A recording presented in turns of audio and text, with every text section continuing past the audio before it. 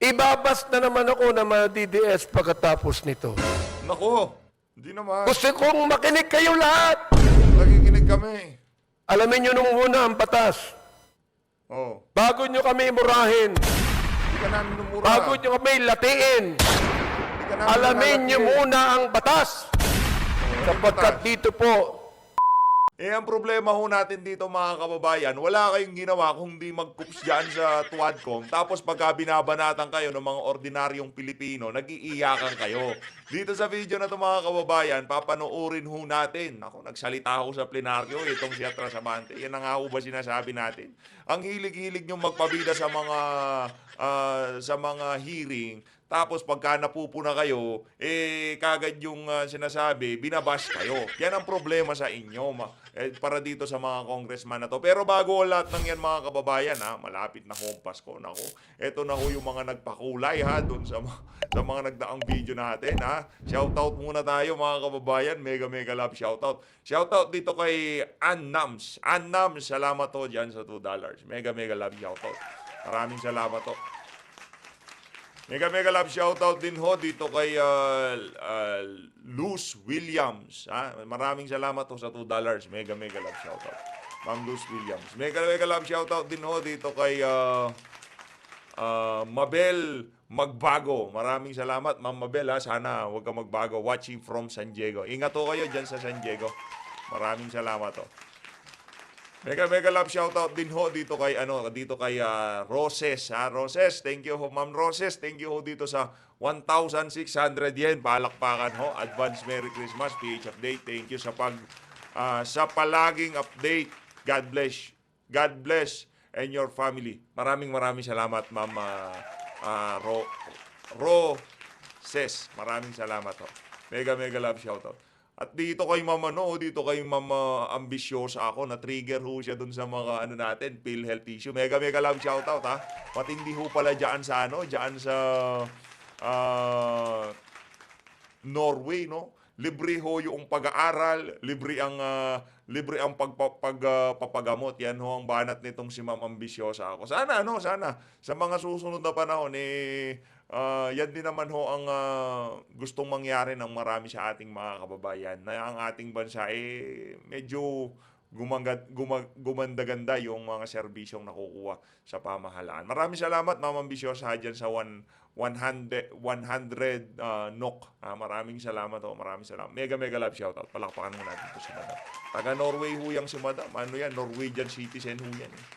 Mega love shoutout din ho dito kay Crescente Beryong. Maraming salamat ho dyan sa 50 pesos. Mega love shoutout. Thank you Sir Crescente Beryong. Maraming salamat ho. Mega love shoutout din ho dito kay Emily Taylor. Ma'am Emily Taylor, salamat ho sa $8.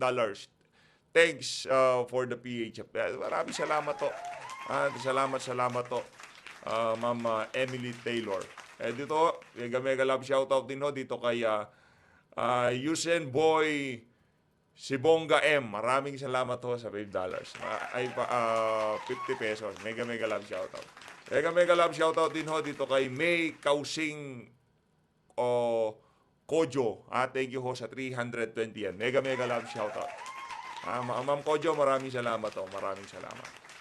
Siguro taga-Japan itong si Madam hapon yung apelido Maraming salamat ho. Ingat ho kayo dyan sa Japan. Ito na ho, rekta na ho tayo dito sa paggasto sa pondo ng PhilHealth. Balak imbestigahan ng talagang kahit na naka-Christmas break talagang para hindi masira yung imahe nitong si Tamba, imo-mobilize niya yung kanyang mga walang yang congressman. Ito, pakinggan natin tong report. Sa gitna nga ng issue sa pondo ng PhilHealth, kasama sa tinitingnan ngayon ng Kamara ang pagbawas sa halaga ng contribution ng mga miyembro o kaya'y pagsuspinde sa paghulog ng contribution ng 1 taon. Ayon yan kay House Speaker Martin Romualdez. Plano kasing imbestigahan ng Kamara ang paggastos ng Walang yan tambaluslus na to. High na rin ho ata. Nakakahay ho kasi yung kapangyarihan. Yung tipong nakakabangag yung kapangyarihan na yan. Tapos lahat na nakapaligid sa'yo, iniisip lang nila kung ano mapapakinabangan nila sa pamahalaan. ng pondo ng PhilHealth. Kung mapatunayan daw sa investigasyon na hindi nagagamit ng wasto ang pondo, ilang hakbang ang irerekomenda ng Kamara. Kasama na rin ang pagpapalawig pa ng mga benepisyo para sa mga miyembro. This investigation is not about blame. It's about finding solutions. Our goal is clear: to ensure that every peso in PhilHealth's coffers works for the benefit of the members. Mga kapatid, ako po si Ruth Cabal.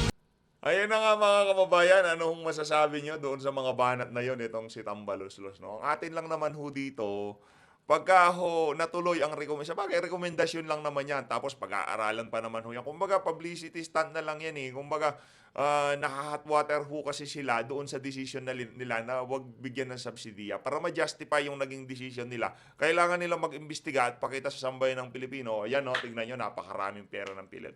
Ganon lang naman ho yun mga kababayan. Pero ang bottom line dito, mali ho talaga ang ginawa nila at hindi popular sa ating mga kababayan. Natanggalan mo, bakit mo tatanggalan ng subsidiya ang PhilHealth? Merong batas na nag-uutos na pagka meron ka na kolektang buwis dito sa mga produkto na to, merong certain percentage na kailangan ilagay mo automatic dyan sa PhilHealth. Diba? Huwag ka nang kung ano-ano pang kesyo, maraming pera. Hindi, batas yun eh. Kaya nga isinabatas yun para labanan yung mga kabalintunaan ng mga congressman na kagaya nitong si Tambaluslos. Yung mga tipong gustong i-take advantage itong mga buwis na to na nakukuha sa mga makakasalanang produkto na yan. Diba? Ngayon mga kababayan, commentary ako kayo dun sa mga banat na yon nitong si Tambaluslos. Tayo hindi sang-ayon dun. Pero kung mapuprove yung point na mali yung, sabagay, kawawa kasi mga kababayan natin eh. Pagka itinigil ang contribution ng mga nagbabayad ng premium dyan sa PhilHealth at pinalawak nila ang serbisyo, mababangkrap po yung PhilHealth. Sigurado, 100% mababangkrap po yung PhilHealth na yan. Pagka hindi pina-contribute, pinahulog yung mga ng isang taon, tapos dinagdagan nila yung serbisyo, merong dental, tinaasan nila yung makukuha ng mga nagkiklaim sa PhilHealth. Kawawa ho ang PhilHealth kasi yan, yan na ho yung pinakakumbaga huli. Yung mga kababayan natin, na pagka nagkasakit sila, kahit papaano, meron silang PhilHealth na tatakbuhan. Ngayon, pagka nabankrupt yung PhilHealth, o kumusta naman ho yung mga mahihirap nating kababayan, siguro sa loob ng 1 taon, para ma-prove lang nila yung point nila, kayang mag-operate. Kaso sa mga succeeding years, doon na ho baka lahat ng programa na in-implement nila sa susunod na taon, kailangan nung pagpahingahin lahat ng lahat ng programa.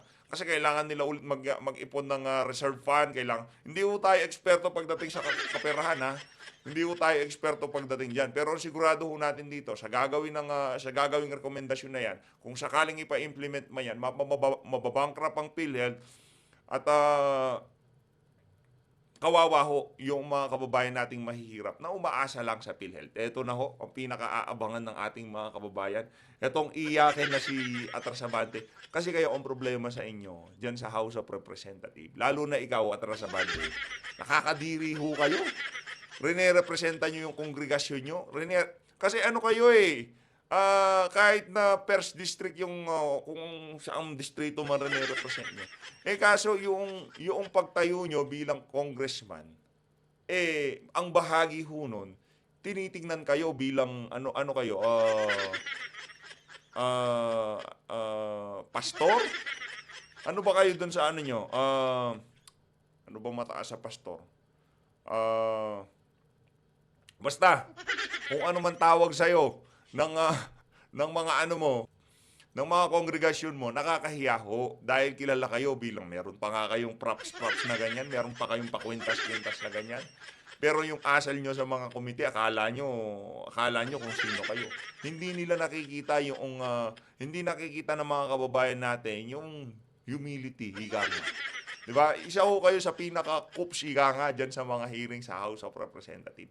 Tapos, pagka nabanatan kayo, nag-iiyakan kayo. Pagka binanatan kayo ng mga ordinaryong Pilipino, Pagka pinagpiestang kayo sa social media, ayaw nyo. Pero yung asal nyo sa mga hearing, kapuna-puna naman ang ginagawa nyo. Tapos kilala pa kayo bilang leader ng isang religious group. Naku, nakakahiya ho doon.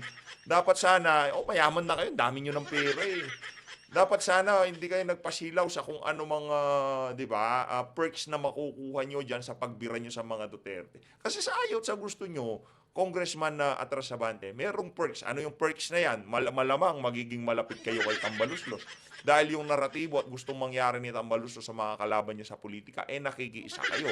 At di umano yung sa mga congressman na nakipag-participate sa mga kalokohan na hearing na yan dyan sa House of Representatives, maganda-ganda ang katayuan nila pagdating dun sa mga pinamimigay na ayuda.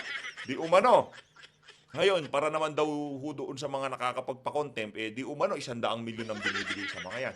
Di umano. Kaya sa tingin ho natin, kailangan nyo ng magpahinga. Kung sino man ang makakalaban nito sa susunod na taon, sa pagka-congressman, huwag nyo hong iboto yung mama na yan. Napakakupso niya. Nako, kung yung magiging kapalit niya, magpapakaaso din kay Tamba, wala ho tayong magagawa. Ganun ho talaga buhay. Pero base dito sa nakita natin na to, sumubok na ho tayo ng bago. Wala akong kwenta yung Abante na yan. Pakinggan ho natin itong si Atras Abante. Game! Mr. Speaker, Honorable Speaker, and distinguished colleagues in Congress, Nako, at lahat po ng ating mga kababayan parang na nakikinig dito at sa ating website ngayong hapon na ito. Gusto ko lang pong sabihin unang-una, Mr. Speaker, the time of reckoning has come. Wow. Nakalagay po sa Matthew chapter Yan ka na naman. 7 and verse number 2. Merong Muslim dyan. Merong kung ano-ano religion. Merong walang religion. Di ko naman sinasabi na pangit yung ginagawa mo na yan na pag-quote dyan sa Biblia. Latagan nyo na lang ho kami ng fact. Yung mga facts na sa mga ginagawa nyong kabalbalan dyan sa House of Representatives. Huwag yung kung ano-ano yung sinasabi nyo. Hindi naman ho lahat. Kaya tulad ng paniniwala nyo. Baka may lugar na may makonbinsi kayo, lalo lang mabisik sa inyo yung mga makakarinig sa inyo. Ba't quote na kayo ng quote ng ganyan? Nandiyan kayo para magtrabaho. Yung trabaho nyo, atupagin nyo. Huwag yung kung ano-ano yung mga pinagsasabi nyo pagka nagtumayo kayo dyan sa plenaryo. Anak ng topa. For with what judgment ye judge, ye shall be judged. Oh. And with what measure ye meet, it shall be measured to you again. Naku. Kung iniisip po natin na magagawa mo ang gusto mong gawin, Oh. na hindi mo sinusunod ang saligang batas, dahil nasa kapangyarihan ka, nais kong sabihin, Mr. Speaker, na matatapos din ang mga bagay na yan at ikaw ay hatulan ng taong bayan. Iyon. Ito pong House of Representatives ay ang bahay po ng taong bayan. Sapagat tayong lahat ay inelect ng taong bayan upang tayo ay magbusisi ng lahat ng katiwalaang nangyayari sa ating pamahalaan.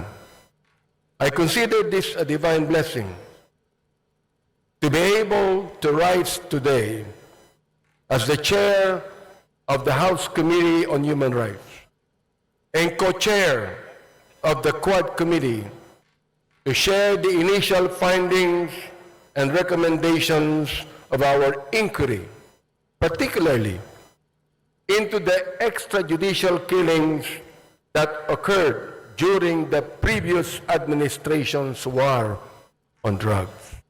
Inuulit ko po, Mr. Speaker, kakampi ako ng dating administrasyon kapag pinag-uusapan po ang pag-alis ng droga Hindi sa totoo ating... yan. Kakampi ka ni Tamba. Yun. Anong kakampi ka? Kakampi ka ng mga may pera. Kakampi ka ng mga nasa pwesto. Siyempre, si tatay di kong nasa pwesto nun, kaya ikaw kakampi. Ganun yun. Pero kung sabing kakampi ka kung sino man ang maluklok sa Malacanang. Ganun yan. Pagka naluklok sa Malacanang, Duterte, panigurado kakampi ka ni Duterte. Ganyan kayo eh. Di ba? Ganyan nung sila dyan sa House of Representative. Kung sinong may hawak ng Malacanang, ay doon lahat sila naglulundagan. Kaya ngayon, kahit na maglundagan kayo kay Duterte, pagka naluklok si VP Sara, naku, araw-gabi babanatan namin kayo. Lahat ng bumabanat sa mga Duterte ngayon, markado na kayo. Kumbaga, nagkakitahan na tayo ng tunay na kulay, ika nga. Di ba? Bansa. Sinabi ko po ito sa ating dating Pangulo. Ang hindi ko lang maintindihan kung bakit kinakailangan merong mapatay na more than 30,000 people upang mawala ang drugs na ito. Nawala ba ang drugs? Hindi. Nandun pa rin, Mr. Speaker. Indeed, there is a season for everything and a time for every purpose under the heaven, as made clear by the Lord in chapter 3 of the book of Ecclesiastes. This is the most opportune time for the Joint Committee on Dangerous Drugs, Public Order and Safety, Public Accounts, and the Committee on Human Rights to present to you a progress report on our inquiry in aid of legislation. After 13 rigorous and thorough hearings of the so-called Quad Committee, we are confident that we have gathered substantial findings backed by competent evidence to make the requisite recommendations to this legislative body and to the appropriate government agencies for appropriate and decisive action.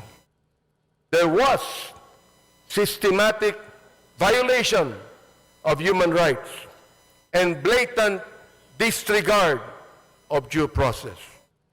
The deep probe into the extrajudicial killings, or AGKs, that occurred during the administration of former President Rodrigo Roa Duterte's war on drugs yielded a far deeper tragedy into the lives of the Filipino people rather than the protection and preservation thereof that it was heralded to accomplish. The numbers, Mr. Speaker and my dear colleagues, speak the scary truth. According to data from the Philippine National Police from July 1, 2016 to June 30 of 2022, 7,640 individuals were killed in official police operations. Of these documented deaths, 7,173 were drug pushers, 440 were drug users that should have been rehabilitated, not killed, and only 21 were drug lords. Mr. Speaker, from as far back as May 15, 2024, when my committee started digging into the EJ case, we had been presented with multiple reports indicating that there had been massive nationwide drug-related killings within the period July 2016 to June 2022. The killings were classified either as police operations or perpetrated by unknown perpetrators, which is no different from the Sinaloa type of killings in Latin America, which were notorious at the time, the drug cartel in Latin America. The 2017 year-end accomplishment report of the Duterte administration highlighted as key accomplishments, my dear Speaker, the deaths of 3,967 drug personalities and 16,355 homicide cases under investigation as of 30 September 2017. The PNP reported that there was a total of 7,640 illegal drug suspects who died in police operations, 2,053 of which were recorded in the first 6 months of the Duterte presidency, from July to December 2016. Yang sinasabi mo na yan, na Trasabante, ang problema ho dyan sa banat nyo na yan,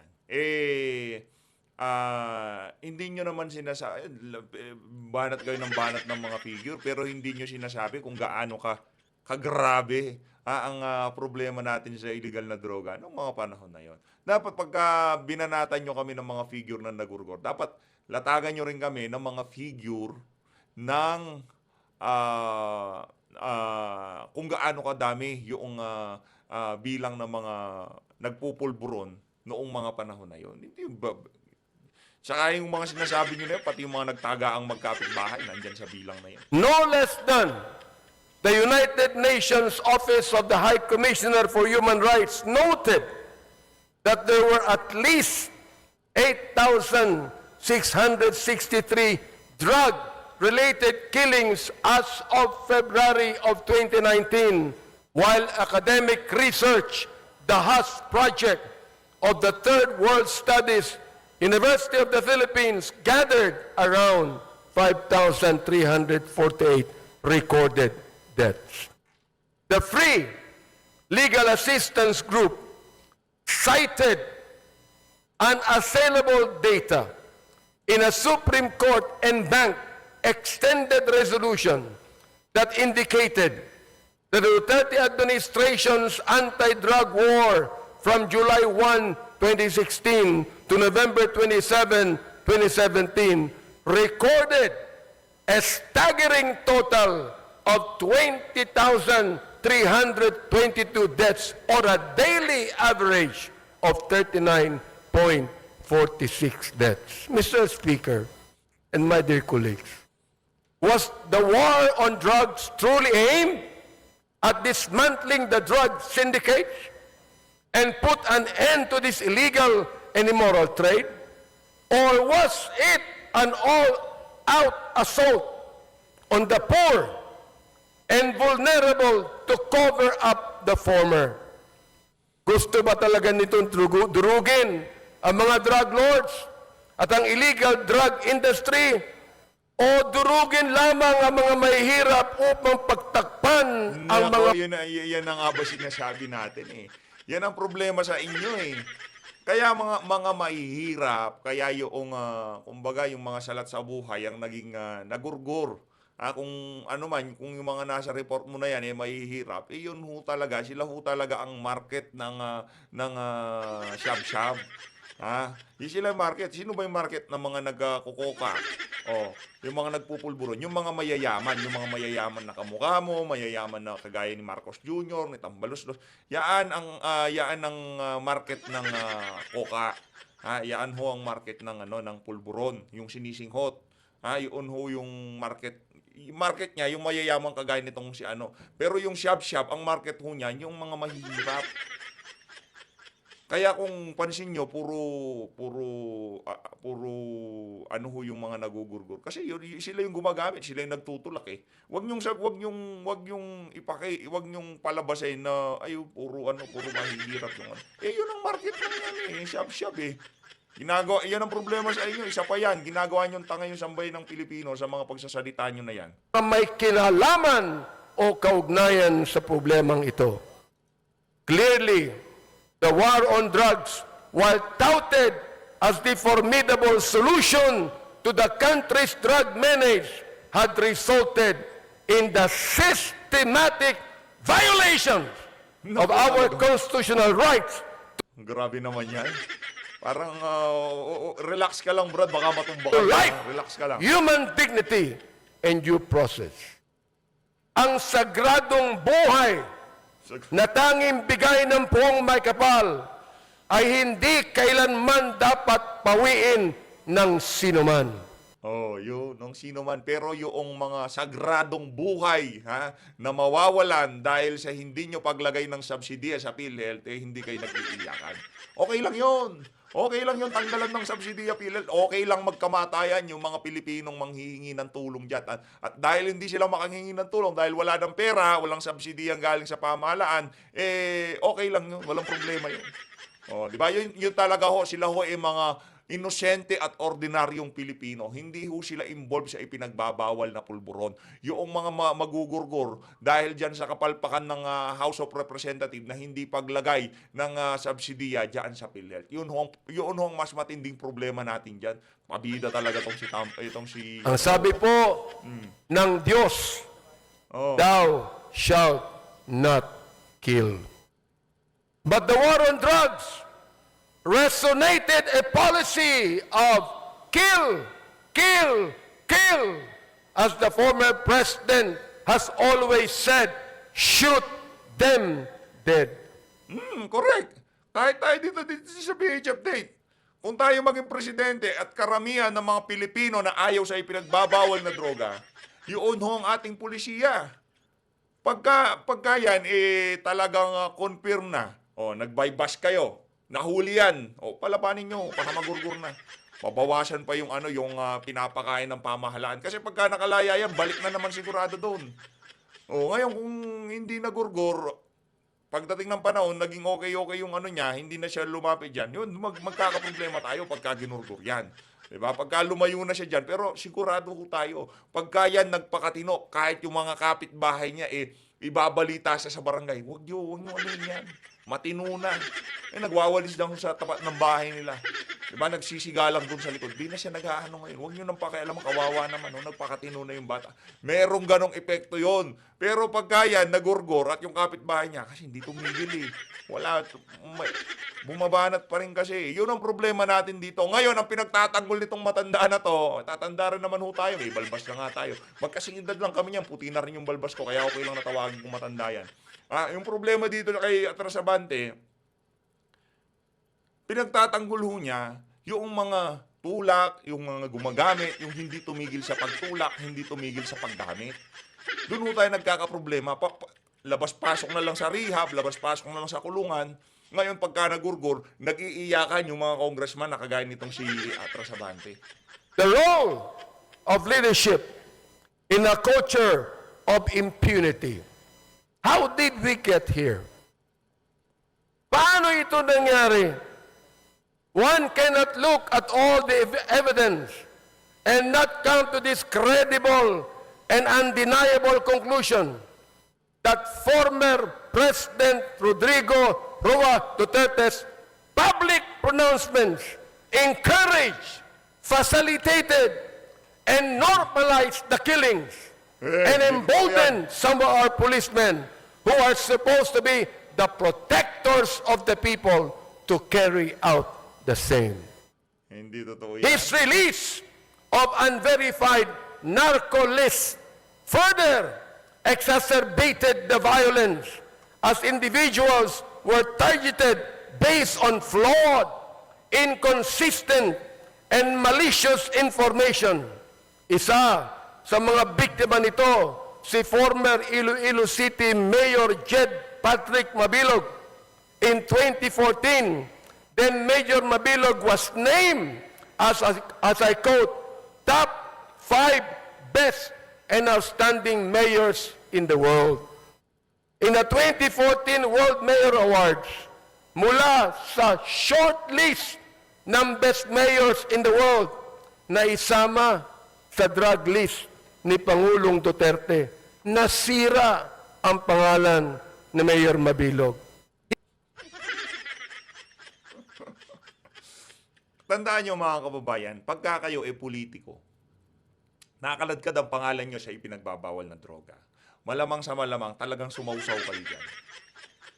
Malamang sa malamang, kasi public figure kayo. Maraming nakapaligid sa inyo.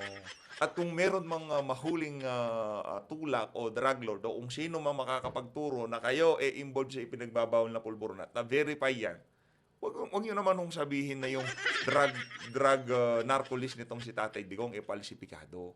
Kayo ay mga public figure at yung mga lugar, yung mga tao doon sa mga lugar na sinasasakupan nyo, kung public knowledge na yung mama na yan, kaya na lumalaganap ng ipinagbabawal na droga sa lugar nila, nakikisaw-saw sila, ibang usapan din ho yan. Mantakin nyo, ang pinagtatanggol nila yung mga na-involve, yung mga nasa narco list nitong si dating Pangulong Rodrigo Duterte. Lahat na lang ho. Sa tingin nyo ho ba, kinakaawaan nyo ho ba itong si Mabilog? dun sa nangyari sa kanya. Tayo ho hindi, mga kababayan, dahil yung ibang mga opisyal ng pamahalaan, yung dito sa lugar natin, napasama din ho siya sa drug watch list. At public knowledge na yung ng mama na yan, na talagang sumausaw siya sa ipinagbabawal na pulburon. At napakatalamak ng ipinagbabawal na pulburon sa kanyang lugar, dito sa lugar niya na to. Kaya tayo, nung nabalitaan natin yung narcolis na yan, 100% pagka ikaw politiko, napasama ka dyan, malamang sa malamang, ang mga nasa 90 to 95%, sigurado sumausaw ka dyan. Meron ka lang 5%, Yung 5% na yun, talagang baka politika lang yun. Pero yung pagdating kay Mabilog na yan, dahil marami rin ho tayong napanood na testimonya na dyan sa Iloilo noong mga panahon na yun, naku, bumabaha ho ng ipinagbabawal na pulburon. Kaya yung mga sinasabi na yan, itong si Atras Abante, medyo diskumpiyado ho tayo dyan. He was forced to relocate himself and his family to a foreign land, and he was threatened with death, all because of unverified, unreliable list. We discovered, Mr. Speaker and my dear colleagues, that the previous administration's war on drugs was fueled by a perverse reward system that incentivized extrajudicial killings under what we now know as the Davao model. Ano ang Davao model? Under this system, police officers were given monetary rewards for killing drug suspects, transforming the duty of law enforcement from a system driven by justice into a system driven by bounties. Testimonies from Police Lieutenant Colonel Jovi Espinido, Police Colonel Ruyima Garma, and other officials confirm the existence of this system. Malinaw ang testimonya nila. Salapi ng sagradong buhay, Mr. Speaker. In a civilized society that upholds the rule of law and due process, there is no rhyme or reason for such diabolical attacks on the sanctity of life on every human being. Baka atakihin ko sa puso sa galit. Relax ka lang. Relax lang. Huwag masyadong... Hindi madadaan sa hindi madadaan sa lakas ng boses. Yan ang problema sa iyo, masyadong lalakas ang boses niyo. But it was President Duterte himself who provided the legal cover for those killings. The narrative of nanlaban or fought back became the legal justification for these operations, as PRRD himself encouraged officers to provoke suspects into resisting arrest, which was he admitted in one of the hearings conducted, providing legal cover for the use of lethal force. That's the reason why I even asked the question to our former president, was your policy a personal policy, or was it based upon the Constitution? There was a grand conspiracy. In the course of our hearings, we exposed disturbing cases where killings were carried out for monetary rewards or as part of orchestrated operations. First, the 3 Chinese nationals and convicted drug lords Chu Kin-tung, Li Lanyang, and Wong Mengpin were killed under orders for a payment of 1 million pesos per person. During our hearings, person deprived of liberty, Leopoldo Tan, testified that former President Duterte personally congratulated officials involved, saying, and I quote, "Congrats, Superintendent Padilla, job well done." Pero grabe, yung ginawang dinuguan. Naku. And Mantakin nyo mga kababayan, ordinaryong jail guard, ordinaryong official ng isang presinto, tatawagan ni sino tumawag? Si Tatay Digong o Senator Bato? Oh, ginawang dinuguan. Yan palang hong statement na yan, hindi nyo na mapatunayan. Nagpunta na nga yan si Tatay Digong sa akin. Hindi nyo man nga lang ata tinanong yan. of quote. Alam ko, ibabas na naman ako ng mga DDS pagkatapos nito. Nako, hindi naman. Gusto kong makinig kayo lahat. Makikinig kami. Alamin nyo nung muna ang batas. Oh, Bago nyo kami murahin. di ka namin minumura. Bago nyo kami latiin. Di ka namin Alamin nyo nalalatin. muna ang batas.